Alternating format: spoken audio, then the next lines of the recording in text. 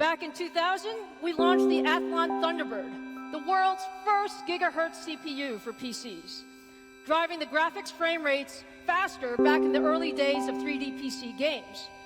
And remember the Athlon FX51? Did any of you have one of those? All right. The first 64-bit x86 processor ever designed specifically for gaming. Hey, this is Trey. Just wanted to give my thoughts on the new information that AMD gave about its chip formerly known as Zen, that they are now naming Ryzen. I'm excited about it on one level. On another, I'm extremely skeptical because what we saw was AMD showing off benchmarks using 2 open source programs, which what that says to me is that there's potential there for AMD to alter the code of these programs so that the benchmark that they show favors their chip more than it does the Intel chip. I'm not necessarily saying that they did that.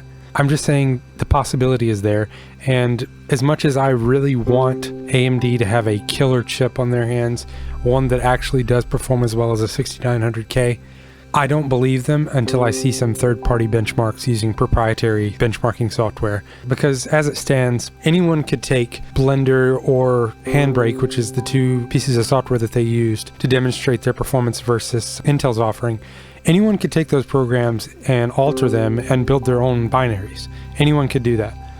I don't know that I necessarily want to just take what AMD says at face value, because the last time people did that, they got bulldozed. Or you can go back to even more recent history. While the cards don't necessarily suck, AMD's Fury cards were not everything that they were promised. Does anyone remember the overclocker's dream comments that they made? The Fury line is anything but an overclocker's dream. They can't overclock for crap. AMD doesn't have the best track record for saying things in their marketing and then delivering. As great as this event today looked, and as excited as I am for the potential of the Ryzen chip, I'm not going to get my hopes up until I see some third-party reviews. And then moving on to Vega. They showcased Vega running Star Wars Battlefront.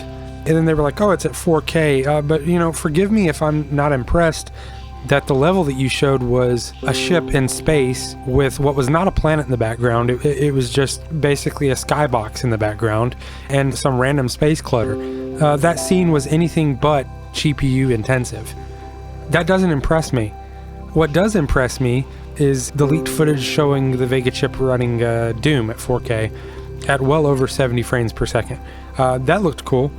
I really want AMD to succeed here. I hope Vega is a killer new graphics architecture. I hope that Ryzen is a killer CPU architecture, because what we desperately need is competition in both the GPU market and the CPU market. I am sick and tired of Intel coming along every 10 minutes and giving us, 5-10% incremental improvements over their CPUs. If you have AMD nipping at your heels, if you're Intel, you are suddenly going to have an incentive to not only lower your prices, but give better performance gains with each new architecture. And AMD does the same thing because, they want to continue to sell CPUs.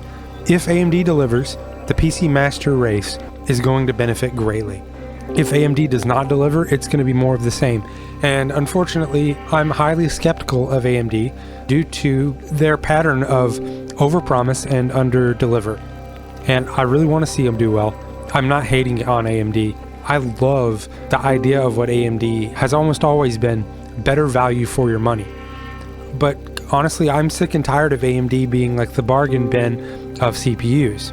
I'd like to see them actually give Intel a run for their money in the high performance market, because that's going to benefit everyone. Even if you're one of those idiots who likes to fanboy over massive corporations that don't care about you at all, even if you hate AMD, it's good for you if AMD makes a chip that forces Intel to step up their game. Everyone benefits when there's competition. So that's what I want.